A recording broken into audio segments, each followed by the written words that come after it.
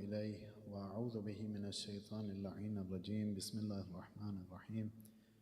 الحمد والثناء لله رب العالمين، والصلاة والسلام على أشرف الأنبياء والمرسلين سيدنا ونبينا وحبيب قلوبنا وشفيع ذنوبنا وطبيب نفوسنا أبي القاسم المصطفى محمد.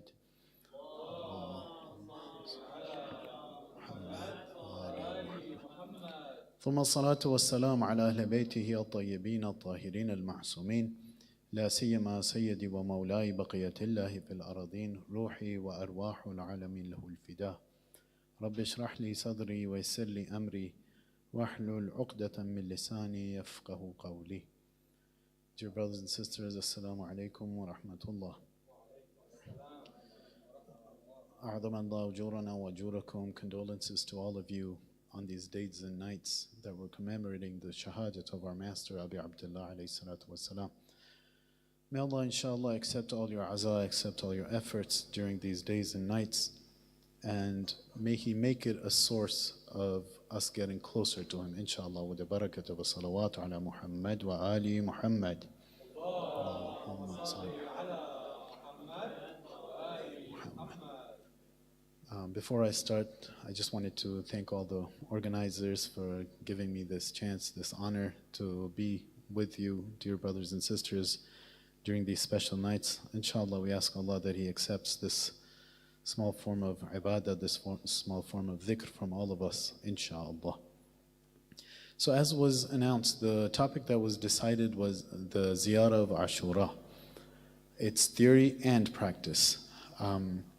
When I was asked what the topic should be or what we were discussing, and this is what I suggested, and then when I started thinking about it, I thought there's absolutely no way I can do justice to it in 40 minutes, 45 minutes. But inshallah, hopefully we can at least extract a few points that we can benefit from, inshallah.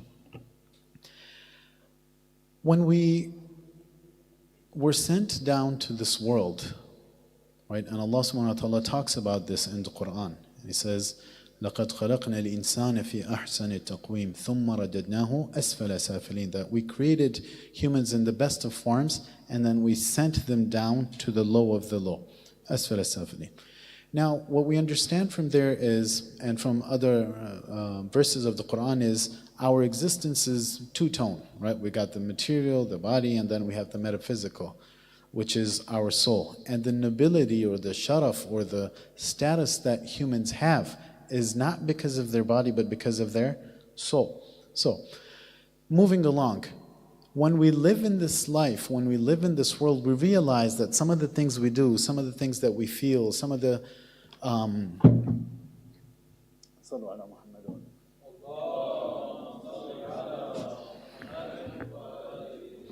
we realize that the things that we interact with in this world, the things that we deal with, some are more directly related to our body or our senses, and some of them are more related to our soul. What Allah subhanahu wa ta'ala, essentially the entire purpose of creation, the entire reason He sent us down over here is, yes, I will give you a body, I will put you in this world, in this physical world, but realize that this body of yours is merely a vessel to be able to take your soul back to where it belonged. So when Allah subhanahu wa ta'ala says that, I created them in the best of the forms and so on and so forth, and in another part it says, وَنَفَخْتُ فِيهِ مِنْ رُوحِي, and then sometimes it's translated as, I blew into them from my own soul. Regardless of how we translate it, the thing that we understand is in the Quran it says that when that step happened is when the malaika fell in sajda in front of man.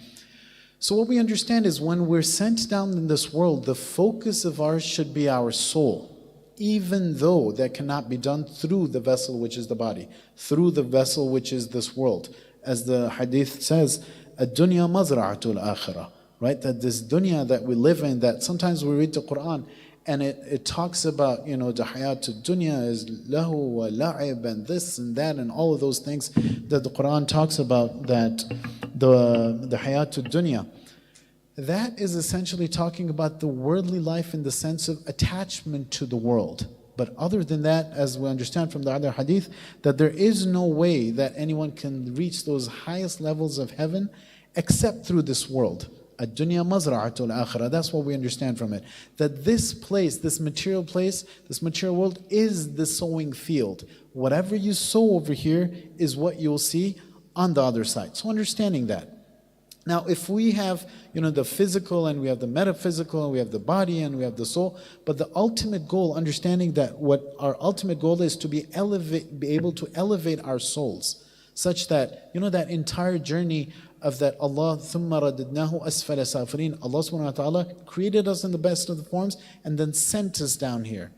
And then we hear about this verse, right? Inna lillahi wa inna ilayhi raji'un. When do we usually use that? We usually use it when a person passes away. Whereas that journey, wa inna ilayhi raji'un, is supposed to start in this world. That journey is supposed to start over here. And if you look at these verses, it's from Surah Baqarah, verses 154, 155, 156, around there. And you look at how we utilize this verse, Inna lillahi wa inna ilayhi raji'un, and how the Quran meant it to be. Anyways, I don't want to get into that. But the Inna ilayhi raji'un means we originated from Allah. Our status is that up there. Then He put us down here. We have to pursue this path back towards Allah subhanahu wa ta'ala through doing the right actions, through making the right choices, through elevating our souls. One of the results of that, one of the sort of litmus tests, if you will, of that is, how do I see things? Do I see things for their reality? Am I able to go beyond what my senses can perceive? If I'm limited to what my senses can perceive, then I'm kind of limited to the physical aspect of my existence. Whereas if I'm able to see with the eyes of my heart, with the eyes of my soul, then I'm able to actually tap into that entire realm, the entire domain where I was actually supposed to made for. In the Quran, Allah subhanahu wa ta'ala says, or let's go to the hadith first. Imam al-Sadiq Imam al-Baqir alayhi salatu wassalam, we said a salawat please. Allahumma salli ala Muhammad wa ali Muhammad. He says, لو يعلم الناس ما في زيارة قبر الحسين من الفضل لماتوا شوقا. That if people knew the blessings and the barakah and the fadl that there is in the ziyarah of the marqad, of the qabr of Abi Abdullah alayhi salatu wasalam, lamatu shawqa. They would have died with this want for it, with this raghba for it, with this inclination for it. Now, what I understand from this is, when I go to Karbala, I go for the ziyarah, I see the beautiful dome, I see the beautiful haram, I see the beautiful Bain al-Hamayn, I see all of that. And it's not like I don't read the ziyarah, I go and I read the ziyarah, but I'm not able to feel that lamatu shawqa. I don't feel like dying. I don't feel like this is it, like I've reached the ultimate. So what I understand from that is, I'm still kind of inclining towards what I can perceive with the senses. A lot of times when I go there, I'm not even focused on Abi Abdullah alayhi salatu wasalam. I'm looking at the beautiful dome, I'm looking at the beautiful calligraphy, I'm looking at the beautiful tile work, I'm looking at how many people have come, I'm looking at my hamla and how good we look and how organized we look and how we all have the flags and how we all have the headbands and how we all marching, in motion, and I'm caught up in the world. I'm supposed to be there to be able to elevate myself, but I'm still caught up in the world. I'm limited to what my senses can perceive. I'm limited to what my senses can perceive. And this is something that the same Quran that is telling you and I that we're the ashraful makhluqat, we're the best of the creation, the same Quran in some places is saying, أُولَٰئِكَ كَالْأَنْعَامِ بَلْ هُمْ أَضَلُّ. That they're just like cattle. Rather, they're even worse than that, or even more misguided than that. If you look at the initial part of the verse, what are the reasons that the Quran or Allah subhanahu wa ta'ala says that, they're worse than cattle? It's talking about We gave them eyes. لَهُمْ أَعْيُنٌ لَا يُبْصِرُونَ بِهَا. We gave them eyes, but they don't use them to be able to see. We gave them ears, but they don't, لَا يَسْمَعُونَ بِهَا, but they don't listen, they don't hear with them. We gave them أَفْئِدَةً وَلَكِنْ, but لَا يَفْقَهُونَ بِهَا. We gave them these abilities, but they don't use them for what we gave it. We gave them all these abilities, we gave them this existence, we gave them all this to be able to elevate their souls, to be able to perceive beyond the senses, to be able to focus on their metaphysical, to be able to make this journey وَإِنَّا إِلَيْهِ رَاجِعُونَ while they're in this world. So this is one of those most foundational, one of the most foundational sort of concepts and things that if I understand that, then I can even start taking a step. If I don't even know that's what I'm supposed to do, will I ever be able to take a step? The Quran also says, يَعْلَمُونَ ظَاهِرًا مِّنَ الْحَيَاةِ الدُّنْيَا وَهُمْ عَنِ الْآخِرَةِ هُمْ غَافِلُونَ. Right, the same Quran that is so nice, so kind to you and I. It's saying, يَعْلَمُونَ ظَاهِرًا مِّنَ الْحَيَاةِ الدُّنْيَا. This group of people, all they know is the apparent of the world. وَهُمْ عَنِ الْآخِرَةِ. Over here, akhirah, the teachers explain it as the reality of things. وَهُمْ عَنِ الْآخِرَةِ هُمْ غَافِلُونَ. They're completely oblivious of the reality of things. See, sometimes if I read these ahadith, if I read the verses of the Quran, and we'll get to that, if we read the du'as or the ziyaras, I'm reading them, but I'm not really getting to the essence of what the purpose of these ahadith were. I'm not getting to the bottom of it. I'm reading it and going by, reading it, I'm hearing it, but I'm not really benefiting from it. I'm not connecting those dots in this world that I was supposed to connect so I can get beyond the apparent, so I can get beyond that. So inshallah, may Allah give us all the tawfiq to be able to do that. Right, just like we go to the haram sometimes, for ziyarah, may Allah inshallah bless us all to be able to do that. A lot of times I feel like I, just casually walk into Karbala, casually walk into the haram, do the ziyarah and casually walk out. If that is what I'm doing, right, throughout life, then there's a better chance of me falling into the trap of being limited to the apparent. Similarly, there are some teachers who have they've written entire books about this, how the majlis of Abi Abdullah alayhi salatu wasalam, coming to a majlis of Abi Abdullah alayhi salatu wasalam, it's like doing the ziyarah of his. Like doing the ziyarah. Senior teachers in the Hawza, ziyarah of it. I don't want to get into the detail of it because I'm going to go very far from the topic. But if we understand that, right now I come to a majlis, casually walk in, come up here, speak, casually walk out, not really realizing what the reality of these gatherings are, what the reality of the salat is. We just prayed, right? We just prayed 7 good old rakats. But the Quran is saying, إِنَّ الصَّلَاةَ تَنْهَى عَنِ الْفَحْشَاءِ وَالْمُنْكَرِ. Why is it not working for me? Why is it not being able to become a barrier between me and wrong? Perhaps because I'm limited in my understanding to what my senses can perceive. I'm not able to realize the realities beyond. Whereas Amir al-Mu'minin alayhi salatu wasalam is saying, what? لَوْ كُشِفَ الْغِطَاء. If the veils were removed, it would not increase in my yaqeen, in my certainty, even a little bit. So this is where you and I want to try to get to. There was a scholar in the Hawza by the name of Mirza Ali Agha Hastei. He was a really close friend of Ayatollah Mar'ashi Najafi.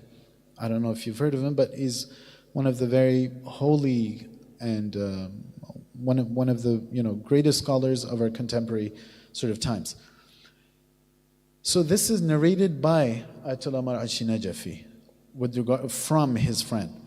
He says one of the Muharrams came by. And I didn't commit anywhere. So I know Muharram's about to start. Generally I speak, he's a good speaker. He doesn't commit anywhere. Rather he does tawassul to Sayyidah Zahra salamullah alayha. he does tawassul and he says, Ya Sayyida, I'm not committing anywhere.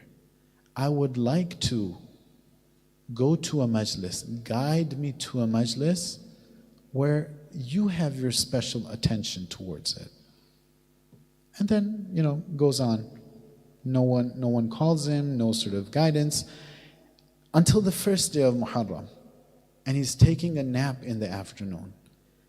And he sees a dream, and Sayyidah Zahra salamullah alayha comes in his dream and tells him, O Mirza Ali Hastei, go to such and such place, in such and such house, there's a majlis that we have our complete attention towards.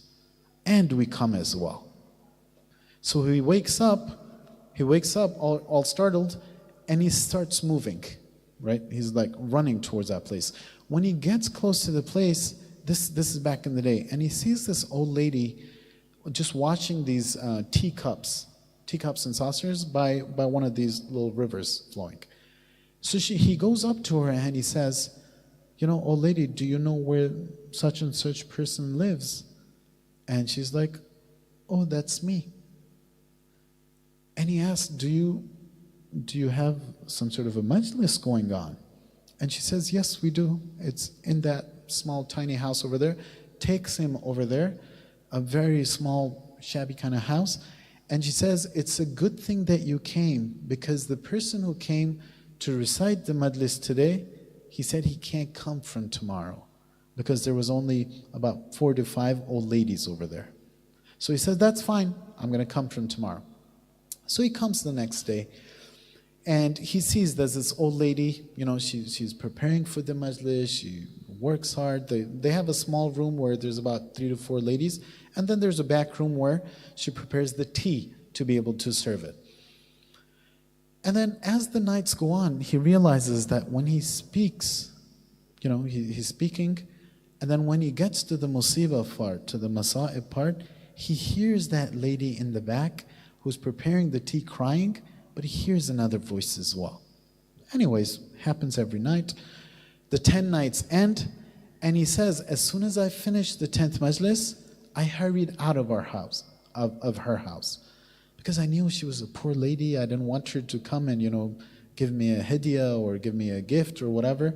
So I hurried out. And she came running after me. She's like, Agha, can I, he gets his attention, and she says that I have something for you. And he says, no, I cannot accept. I just came here to be able to recite. You don't need to give me anything, and I need to go. And she says, I spend the entire year going to people's houses, cleaning their houses, and I collect this money so I can host these majalis. And he gets really, really, really shocked. And he's like, okay, I'll accept it then maybe. And he accepts it. And as he starts walking out, he says, let me ask you a question though. And he says, whenever I used to hear you cry in the back, I would always hear another voice as well. Who was that? Was it your daughter? What is your daughter-in-law? And she looks at him and she says, didn't she tell you in your dream that we come to these majalis as well? True story. Have I ever come to a majlis thinking that they will be here as well? That they could be here? That they do go to the majalis? And if they are not here, then is it because it's my lack of sincerity? Is it because it's my lack of effort? What is it? What is the reason? It's not like this lady was some angel sent down from heaven. She was a person just like me. So being able to see the realities or the possible realities beyond what our senses can perceive, this is something that can truly, truly open those doors to be able to get to those levels that are not like, like these mustahabat, like, if you get it, then it's good, otherwise this is what you and I were created for. This is what you and I were created for. To be able to benefit from these things, benefit from the verses. The Quran is telling what a sign of you and I is. إِنَّمَا الْمُؤْمِنُونَ الَّذِينَ إِذَا ذُكِرَ اللَّهُ وَجِلَتْ قُلُوبُهُمْ. That if the mu'mineen are truly, there's no other signs for mu'mineen. This is the sign that the Quran is saying. إِنَّمَا الْمُؤْمِنُونَ, the mu'mineen are only the ones. A mu'min is only a person that when Allah is mentioned, the hearts tremble in awe. وَإِذَا تُلِيَتْ عَلَيْهِمْ آيَاتُهُ زَادَتْهُمْ إِيمَانًا. And if the verses are recited or the signs are shown to them, their iman increases. Is there a bigger sign than Abu Abdullah? Is there a bigger sign than Karbala? Is there a bigger sign than Muharram? Is there a bigger sign than Ashura? Right now, it's not been that long since this day has passed. The day of Ashura. And I was there and I was in the majalis and I was feeling it and I was crying and I was doing latmiyat and I was doing all of that stuff. Did I change anything in my life from it? It's only been, a week, 10 days. So it's still fresh. Have I been able to change anything in my life? If not, then this is kind of like a red flag that, hey, you're kind of inclining towards the material aspect, the zahir, the apparent. You're not working hard enough to be able to dig deeper, to be able to see those realities. And God forbid that I'm one of those people that the Quran is talking about. وَهُمْ عَنِ الْآخِرَةِ هُمْ غَافِلُونَ. That they're completely ghafil, they're completely oblivious of the reality of things. Whereas Amir al-Mu'mineen alayhi salatu wasalam is trying to pull me in that direction. He's trying to tell me, listen, I worked hard so I can get to the point. لَوْ كُشِفَ الْغِطَاء مَزْدَدْتُ يَقِينًا. If the veils were removed, my yaqeen would not increase. Why? Because throughout my life, my perception was not limited to my senses. I begged Allah during the nights. I used my intellect, I used my understanding to get the ma'rifah of Allah subhanahu wa ta'ala and be able to get to that level. So this is something that even when, for example, we recite a ziyarah like Ziyarat Ashura, this is something that's essential for me to be able to, similar to how the Quran says, أَفَلَا يَتَدَبَّرُونَ الْقُرْآنَ. Do they not contemplate the Quran? Did they think it was just this simple? All the sacrifices that were given to bring the Quran to you, all the sacrifices were given to preserve the Quran for you, all the sacrifices that were given to protect Islam, Karbala, before it and after it. Was it not enough? Was it not enough for you to kind of think that maybe there's something deeper rather than just so casually walking in, walking out? Yeah, I wear black for these 10 days, for these 40 days, for these 2 months, whatever it is. Is it just that simple, or is there more to it? If there's more to it, then I should understand that this is the reason I was created. This is the reason Karbala happened. This is the reason I commemorate. This is the reason. And if I'm not seeing that, God forbid, in my life, then this is red flag. I need to be able to go back to the drawing board, inshallah. Risala salawat.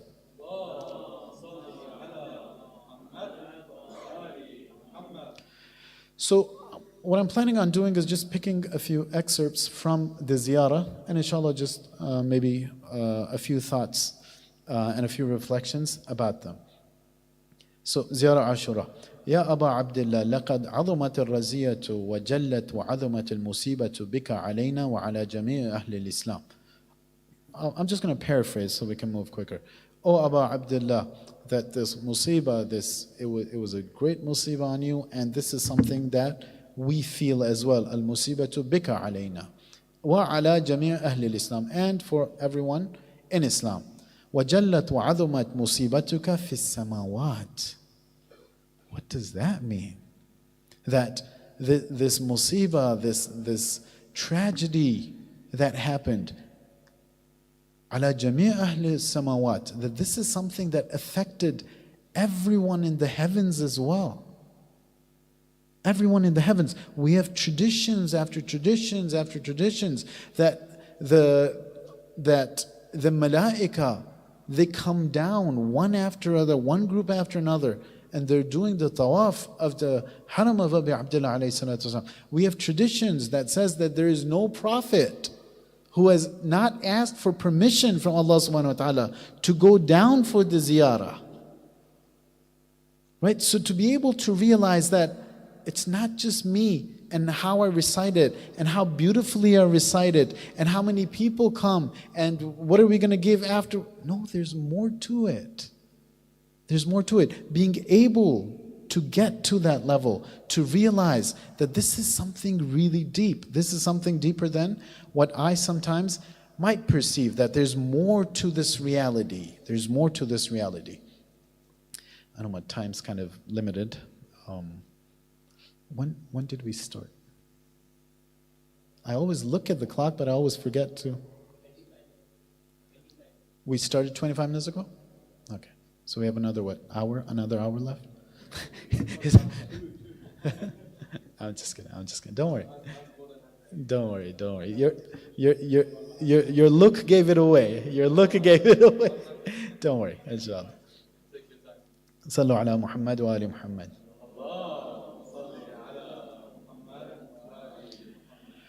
And then we get to this part in the ziyarah where it says فَلَعْنَ اللَّهُ أُمَّةً أَسَّسَتْ أَسَاسَ الظُّلْمِ وَالْجَوْرِ عَلَيْكُمْ أَهْلَ الْبَيْتِ وَلَعْنَ اللَّهُ أُمَّةً دَفْعَتْكُمْ عَنْ مَقَامِكُمْ وَزَالَتْكُمْ عَنْ مَرَاتِبِكُمْ الَّتِي رَتَّبَكُمُ اللَّهُ فِيهَا وَلَعْنَ اللَّهُ, and so on and so forth.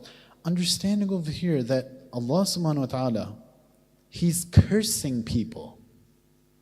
He's cursing people. This is not just in the ziyarah, it's in the Quran as well. There are scholars who are of the understanding that the Ziyarat Ashura is a hadith Qudsi. Hadith Qudsi. Hadith Qudsi means what? Not a hadith from the Prophet, but hadith actually from Allah subhanahu wa ta'ala. But then it can be in the words of the Prophet. So it's different from the Quran, where it's not a miracle, it's not a miraculous sort of text in the sense of the Quran, but it's still from Allah subhanahu wa ta'ala. There's many scholars who believe that this is a hadith Qudsi. It's narrated by Imam al-Baqir alayhi salatu wasalam, and then through his father and his father and his father till the Prophet, from Jibreel, and so on and so forth. Salamullah alayhim ajma'in. So understanding that Allah subhanahu wa ta'ala over here, one that, He's not just this nice guy. Sometimes we say, no, He's Rahman, He's Rahim. Understanding that Allah subhanahu wa ta'ala has principles.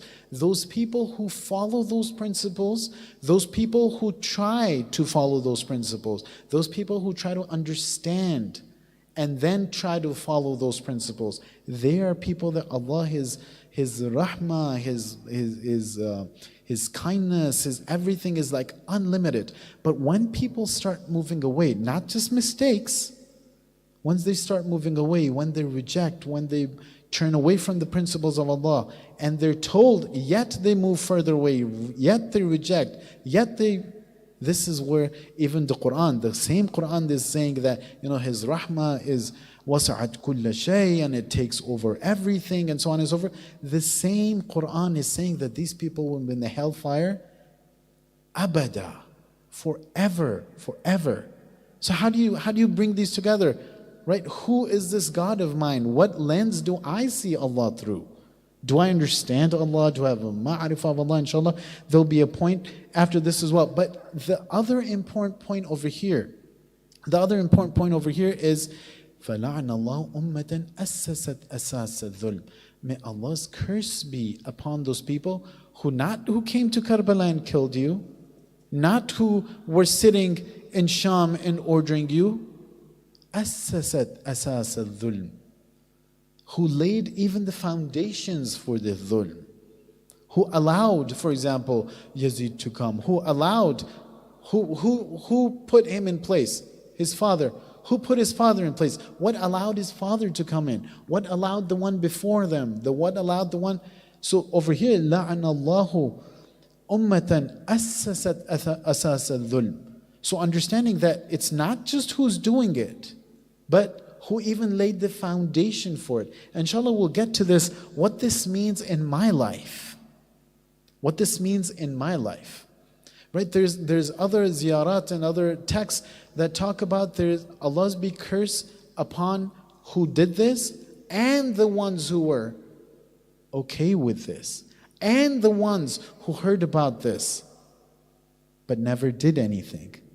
So understanding that all these people, all these groups are being aligned and being grouped into one group. And Allah subhanahu wa ta'ala is saying, فَلَعْنَ اللَّهِ, or the ziyarah is saying, but the verses also talk about this. And the ahadith also talk about this, how all these people group up. What does this mean for me today? Right? And inshallah we'll get to that after just a few more lines over here.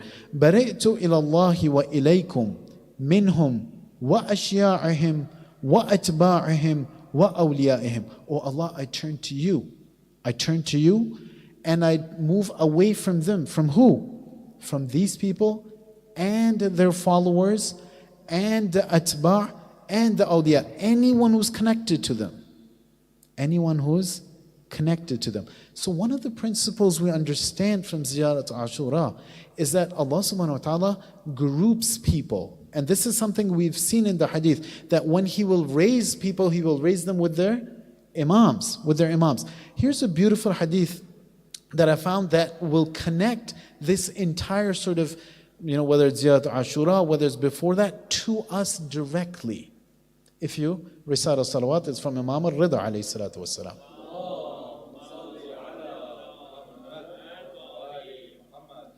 So someone came to Imam al-Rida and asked him, Yabna Rasulullah, ma taqulu fi hadithan ru'ya an as-sadiq. What do you say about this hadith that is narrated from Imam al-Sadiq alayhi salatu wasalam? What does it say?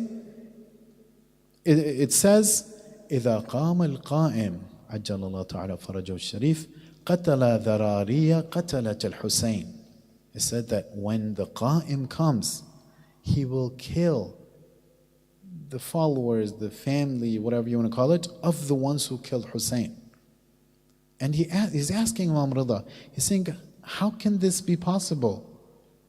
For what the forefathers is, whereas the Quran says something, and Imam says, huwa kadhalik. That's exactly how it's going to be. That when the Qa'im comes, alayhi salatu wasalam, he will take revenge from those people. And then the person asks, but Allah subhanahu wa ta'ala says, وَلَا تَزِرُ وَازِرَةٌ وُزْرَ أُخْرَى.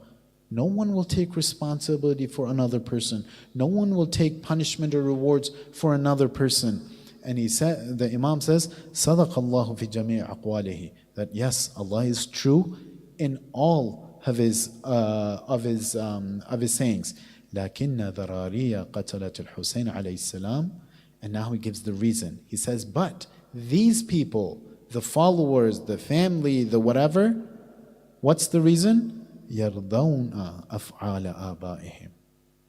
They're okay with it. They're radi with those actions. And what else? وَيَفْتَخِرُونَ بِهَا. And they're proud of it. They're proud of it. And this is the overall principle. وَمَنْ رَضِيَ شَيْئًا كَانَ كَمَنْ أَتَاهُ. Anyone who's radi, anyone who's content, anyone who's indifferent to something, it's as if they did it themselves. They did it themselves. وَلَوْ أَنَّ رَجُلًا قُتِلَ فِي الْمَشْرِقِ فَرَضِيَ بِقَتْلِهِ رَجُلٌ فِي الْمَغْرِبِ. If there's a person who's killed in the east, and there's a person in the west, it's kind of okay with it. Indifferent. Doesn't make a difference in my life. لَكَانَ الرَّاضِي عِنْدَ اللَّهِ عَزَّ وَجَلْ شَرِيكُ الْقَاتِلِ. The person who's radi with this will be sharikul qatil. It's as if they played a role in the qatl, in the killing as well. So understanding this, brothers and sisters, that when we come today, right, being able to see that when Karbala happened, when Ashura happened, it didn't just happen in a vacuum. It didn't just happen in a vacuum. It happened because of what the people before, the decisions they took, the steps that they took. That led to this. Now, how does it make a difference to me? There's this discussion, and sometimes there's a difference between scholars. I don't understand why, but there is. That today, when we await our Imam, and the hadith is saying, انتظار الفرج أفضل الأعمال انتظار الفرج. Right? That the best of the actions is what? To wait for the reappearing. Wait for the coming of the Imam. Now, if I am living today, am I supposed to be preparing the ground? Am I supposed, so the other side is saying, I don't need to prepare because it's the ma'soom who has the right. It's the ma'soom who will establish these principles. It's the ma'soom who has the right for governance, for example. It's the ma'soom when they come. We don't know what to do.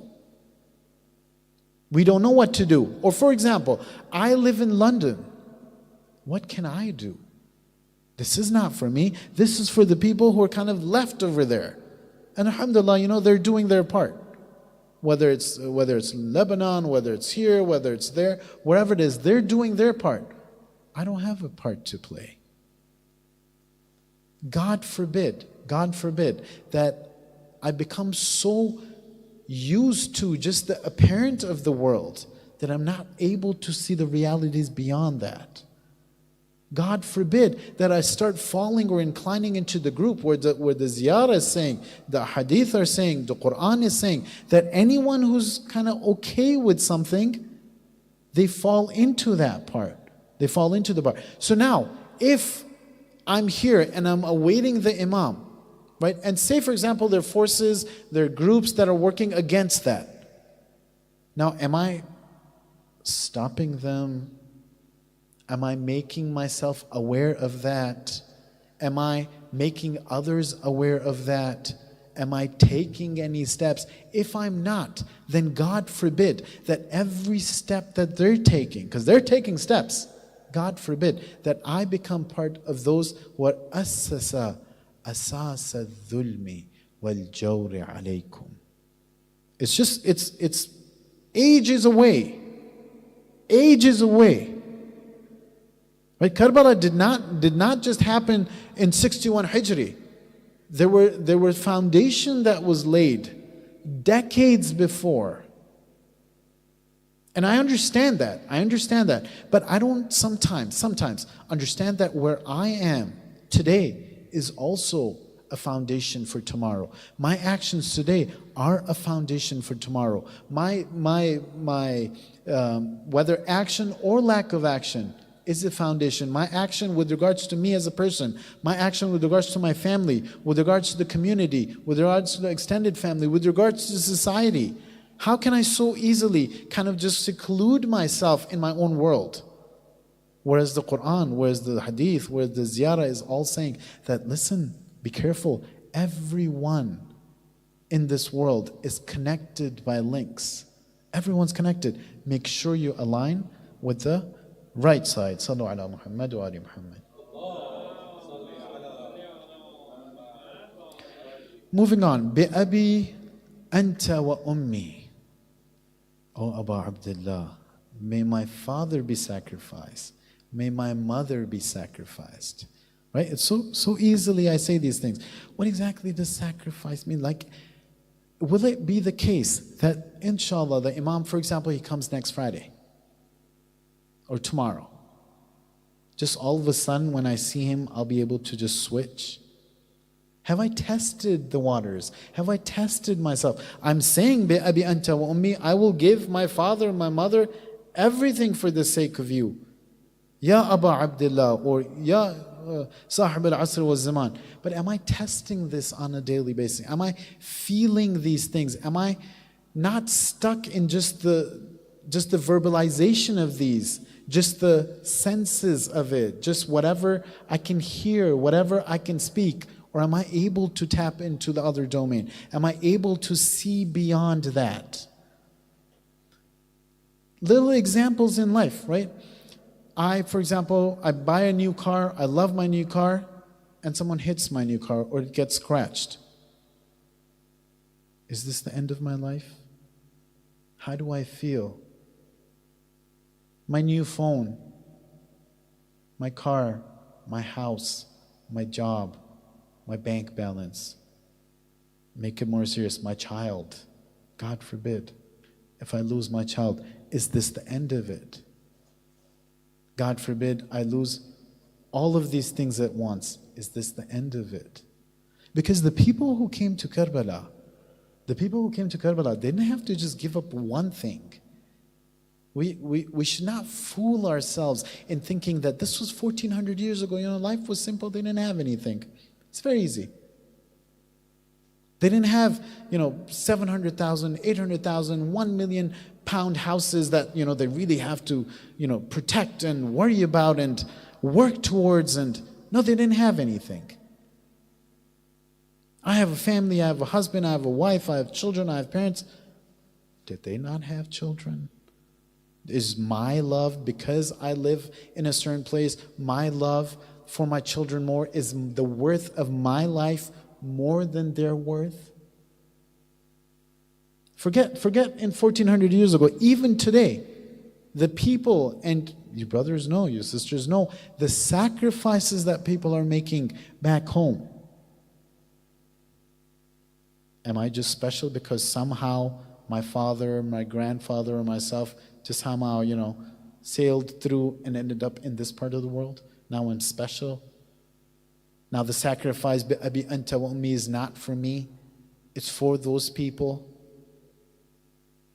If that is how I think, then how will it be that when the Imam comes, that all of a sudden I'll be able to switch my mindset, switch my mentality? It doesn't work like that. It doesn't work like that. Every single day of my life has to be a test. The Quran is saying, وَلَنَبْلُوَنَّكُمْ بِشَيْءٍ مِّنَ الْخَوْفِ وَالْجُوعِ وَنَقْصٍ مِّنَ الْأَمْوَالِ وَالْأَنفُسِ وَالثَّمَرَاتِ وَبَشِّرِ الصَّابِرِينَ. That we will test you. And if you look at the Arabic of the verse, it's saying we will definitely test you. وَلَنَبْلُوَنَّكُمْ. We will definitely test you. Sometimes it will be hunger. Sometimes it will be fear. Sometimes it will be this. Sometimes it will be taking lives. Sometimes it will be taking the blessings. Sometimes it will be this. Sometimes it will be that. وَبَشِّرَ الصَّابِرِينَ. And this is what you need to do when you're tested. Be patient. Understand. Who are the sabirin, O Allah? How can you do sabr? الَّذِينَ إِذَا أَصَابَتْهُمْ مُصِيبَةٌ قَالُوا Inna lillahi wa inna ilayhi raji'un. See, inna lillahi wa inna ilayhi raji'un is supposed to be at every single step of my life. Every single step of my life. This is what I'm trying to remind myself, that I belong to Allah. These things around me, whether it's my phone, whether it's my tablet, whether it's my laptop, whether it's my car, whether it's my house, whether it's my bank balance, whether it's my job, whether it's my position, whether it's my influence, whether it's my mother, whether it's my father, whether it's my little baby, whether it's my brother, whether it's my sister, whether it's anything. Inna lillah. It all belongs to Allah. It all belongs to Allah. Am I able to absorb that? Am I able to digest that? See, I'm just trying to highlight that we have this beautiful verse, 154, 155, 156 in the Surah Baqarah. But where am I using these verses? When someone passes away, inna lillah, ... I can't even say the whole thing. Allah yarhamhu. That's it. It doesn't move me a little bit. If it's someone close, it moves me. But why am I worried? I'm worried because I lost this person.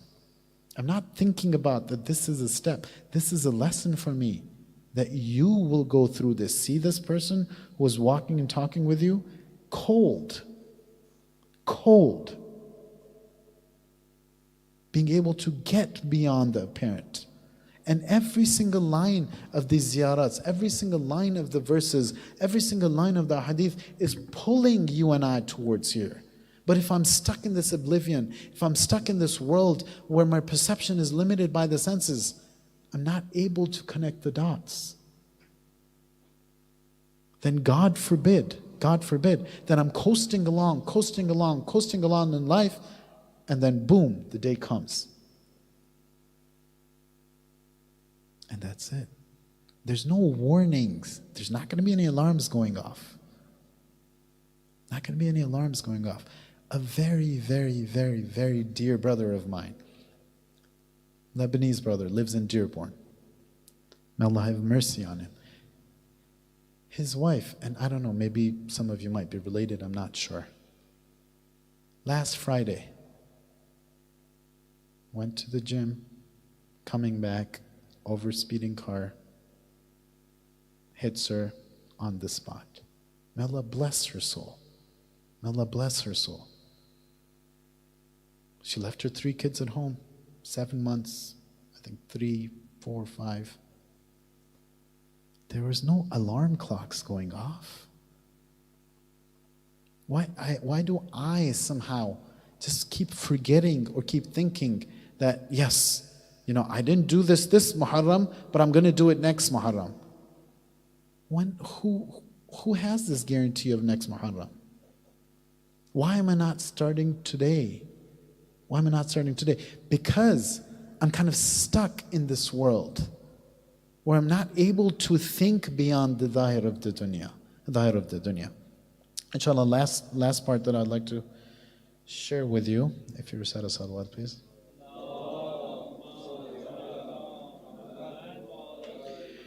فَأَسْأَلُ اللَّهَ الَّذِي أَكْرَمَنِي بِمَعْرِفَتِكُمْ. So I ask Allah, who's blessed me with what?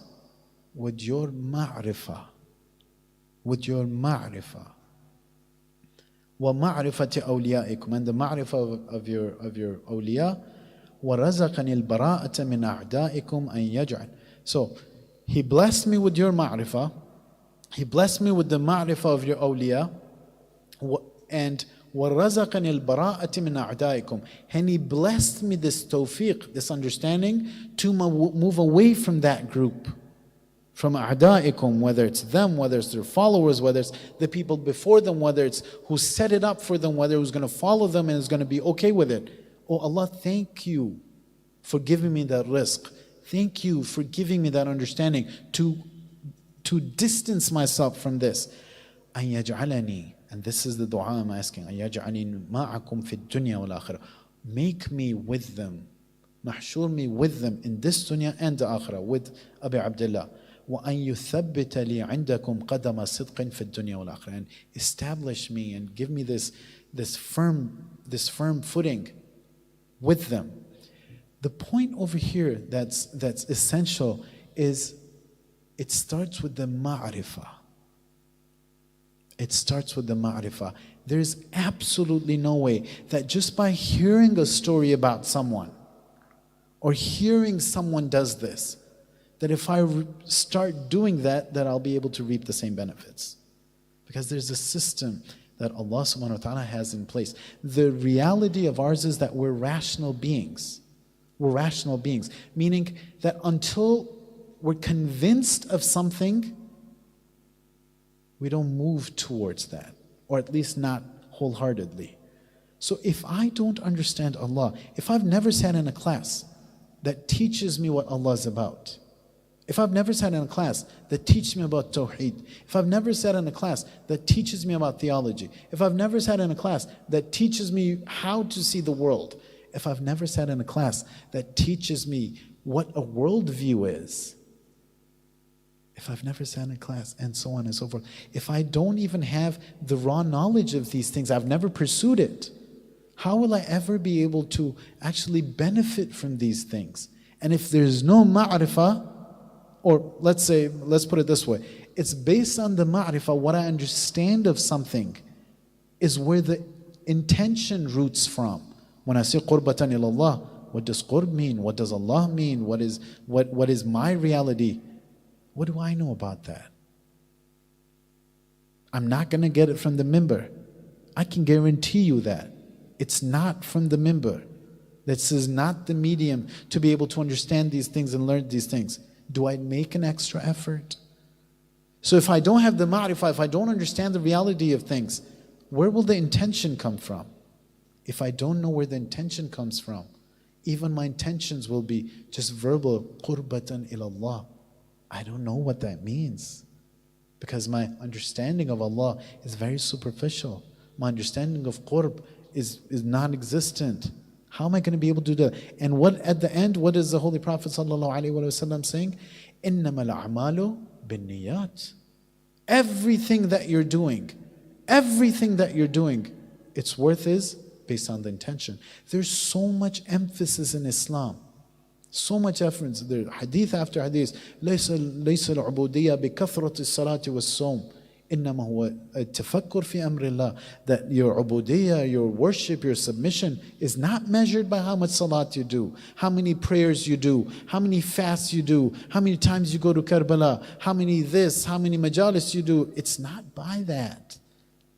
إنما التفكر في أمر الله. What is your understanding of Allah? What is your understanding of Allah? And this is where it all comes together, because sometimes I don't put in the effort to increase my understanding.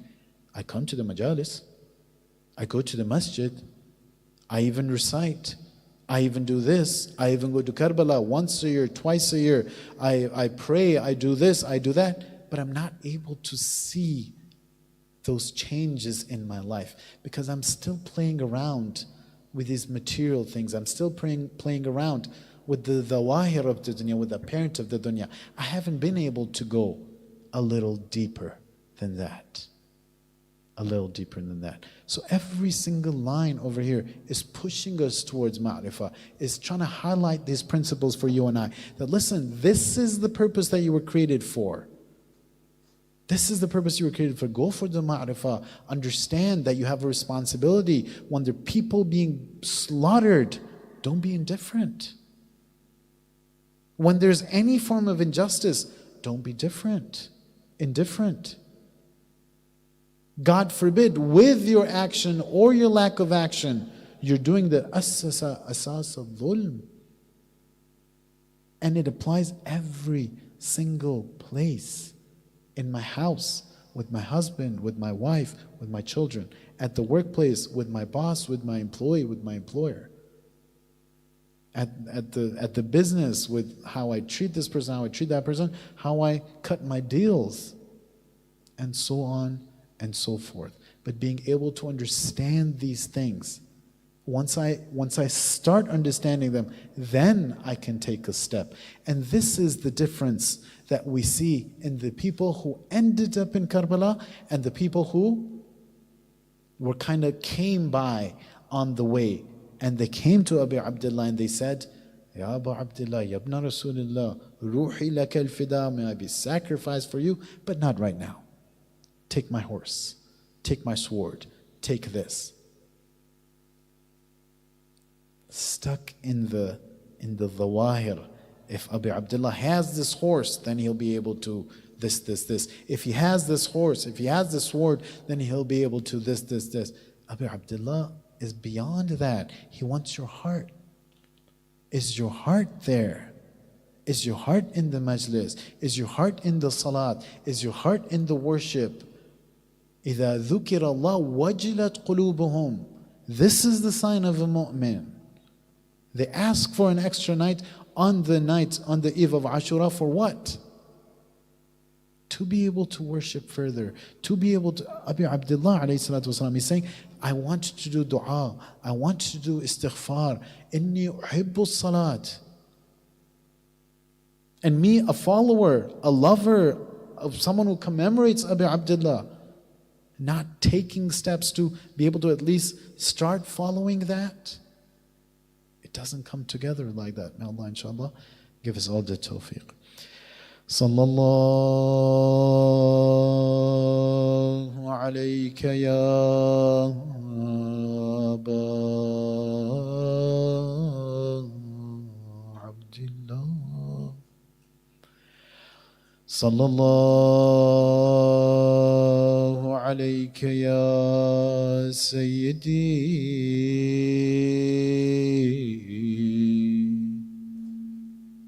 ويا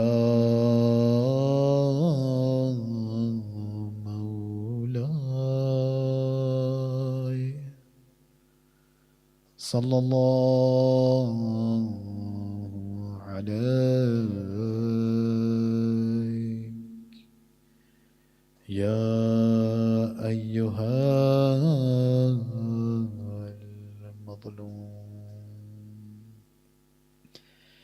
It's narrated that on the night of Ashura, Imam al-Husayn, he goes to behind the tents and digs a trench to be able to put fire in there. He knows the mal'oons, that they can attack the tents from any side. He knows that they have no ghayrah. On the day of Ashura, some of the scholars have narrated that when Abi Abdullah started the battle, he picked a spot that was not too far from the tents. He would fight the enemies, and every little bit he would come back towards the tents. La hawla wa la quwwata illa billah, as if he's announcing, "Oh Zainab, oh Zainab, your brother is still here. I am still here to protect you. I'm still here to protect you."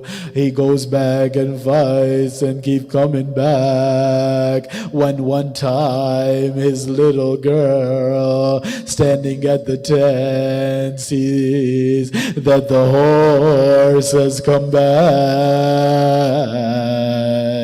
but her Baba is not there. It's Hussein's daughter. She is smart. She sees the blood on the horse's forehead and she understands.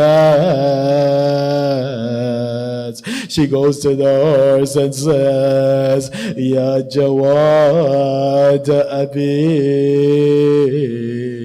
oh the father of my horse, I understand that he got killed, but just tell me something. Hal suqya Abi am qutila atshana?" Oh dear horses, tell me one thing. Did those mal'oons at least give my father a sip of water? Or did they slaughter him while he was thirsty? Now the bodies lie on the plains of Karbala. The scent of blood has taken over Karbala. The children have seen their fathers go. The children have seen their uncles go. It's narrated then. Some of the scholars have narrated that when Abu Abdullah had gone to the battlefield, there was a time when he could not control himself on the horse, and he falls off the horse. But there were so many arrows and spears in his body that his body does not reach the floor, neither is it on the horse. Neither is it on the horse. He hears a voice, Anta akhi, oh Hussein, is it you? Some scholars have narrated that Hussein tells Zainab to go back to the tents. Go back to the tents. As she's walking back to the tents, the grounds are shaking, and there's a voice that is raised. ألا قد قتل الحسين بكربلاء، ألا قد ذبح الحسين بكربلاء. Hussein has been slaughtered in Karbala. The sun has set now. The scholars have said that Umar ibn Sa'ad Mal'ud, after the sun had set, he gave 2 orders. One of them was, who's gonna trample the body of Hussein? 10 people volunteered. They ran over Hussein's body with their horses. The second order that the Mal'un gave was to light the tent. Zainab taking all the children from one tent to the other, from the other to the next one, until she comes to Sayyid Sajjad. Oh Sajjad, oh my dear nephew, what a difficult decision for the Imam. The first decision of the Imamate of Imam Sajjad. Oh Sajjad, tell me what she should do. I wondered if Zainab was thinking that when I was in Medina, Baba and Hassan and Hussein used to take me wherever I went. How can I come out of the tent? Maybe she was thinking it's better for me just to burn over here. But Imam Sajjad says, عليكن بالفرار, عليكن بالفرار. Oh Aunt Zainab, take all the children and the women and come out of the tents. Come out of the tents. Imagine the place. Their bodies on one side, their lit tents on the other. Horses riding from here to here. Imagine these little kids. How afraid they must have been. How afraid they must have been. Some of the kids got trampled over here and they never made it past. Some of the children were slapped by these men. Some of the children, their earrings were pulled. Their earrings were pulled. Zainab, during the day her brother was picking up the bodies, and now it's Zainab's turn, collecting and picking up the children. ألا لعنة الله على القوم الظالمين وسيعلم الذين ظلموا أي منقلب ينقلبون.